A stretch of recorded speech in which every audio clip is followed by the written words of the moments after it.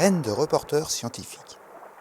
Une série de podcasts sur les enjeux de l'océan réalisés par des élèves francophones du monde entier, en partenariat avec la Fondation Tara Océan, le Centre pour l'éducation aux médias et à l'information, le ministère de l'Éducation nationale et de la jeunesse et l'Agence de l'enseignement français à l'étranger. Le dérèglement climatique est aujourd'hui indéniable et est un enjeu essentiel dans l'avenir de nos sociétés. On distingue 3 scénarios possibles. Le premier, le plus optimiste, suit les accords de Paris. Le second est le plus dangereux et loin d'être improbable. Enfin, le dernier est le plus tendanciel. Or, selon celui-ci, la température globale de la Terre devrait augmenter de 2,5 à 3 degrés d'ici la fin du siècle, dépassant les 4 degrés en France. L'océan est l'écosystème le plus impacté par le changement climatique. La faune maritime en voit son mode de fonctionnement bouleversé. Des espèces sont perturbées lors des migrations ou de leur reproduction et in fine, c'est l'homme qui en subit les conséquences. Ainsi, il est primordial de se demander comment le changement climatique se rend-il responsable de nouveaux bouleversements pour les écosystèmes marins et leurs espèces et quelles sont les conséquences de ces bouleversements sur nos sociétés. Pour répondre à cette problématique, nous avons pu compter sur l'aide de Fabien Moulec, chercheur à l'UMR de Montpellier et spécialiste de la question. Fabien Moulec, en quoi les écosystèmes marins sont-ils touchés par le changement climatique ? Le changement climatique va avoir un ensemble d'effets directs et indirects sur les écosystèmes marins et notamment sur un ensemble de facteurs dits abiotiques, donc par exemple des facteurs physiques, chimiques. Ça va changer par exemple la température de l'eau, l'oxygénation de l'eau, le pH, donc l'acidité, même si c'est un terme un peu abusif, mais l'acidification de l'eau.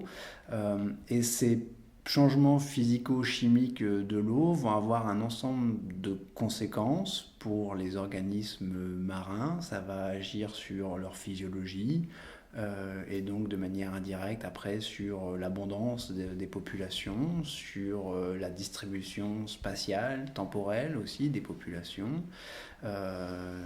Ceci va avoir pour conséquence des changements de composition spécifiques des communautés marines, donc avec des réorganisations des assemblages d'espèces. Ça va pouvoir avoir pour conséquence, par exemple, des changements dans la structure des réseaux trophiques, donc des chaînes alimentaires marines, avec, in fine, des conséquences pour les sociétés humaines qui dépendent des écosystèmes marins. L'océan mondial couvre 70,8% de la surface de la Terre, soit 361 millions de kilomètres pour un volume évalué à 1232 millions de kilomètres. Ils représentent respectivement 97 et 99% de l'hydrosphère et des espaces de vie disponibles sur Terre en volume et produisent, grâce au phytoplancton, 50 à 85% de l'oxygène disponible sur notre planète.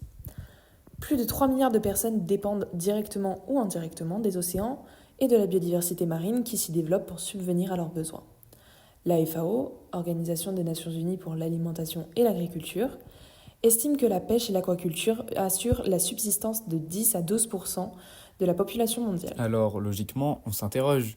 Quelles régions vont être les plus touchées par le changement climatique et notamment par les déplacements des espèces marines ? Globalement, les modèles s'accordent à dire que c'est quand même dans les bandes tropicales que les impacts du changement climatique seront les plus prononcés.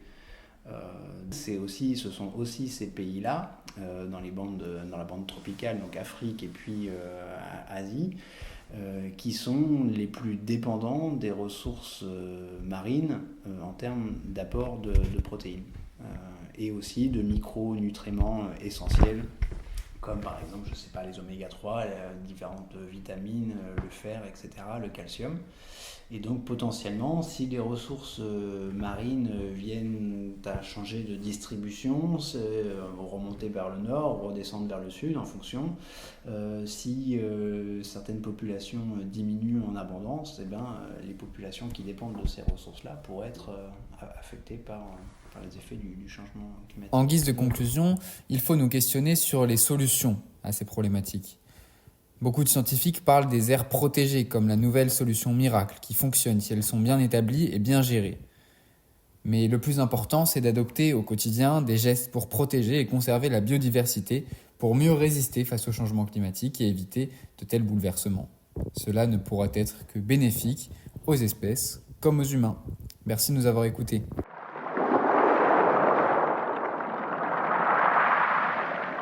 C'était Graines de reporters scientifiques, une enquête sur les enjeux de l'océan, Retrouvez tous les podcasts audio et vidéo sur la plateforme lesdessous de l'océan.fondationtaraocéan.org.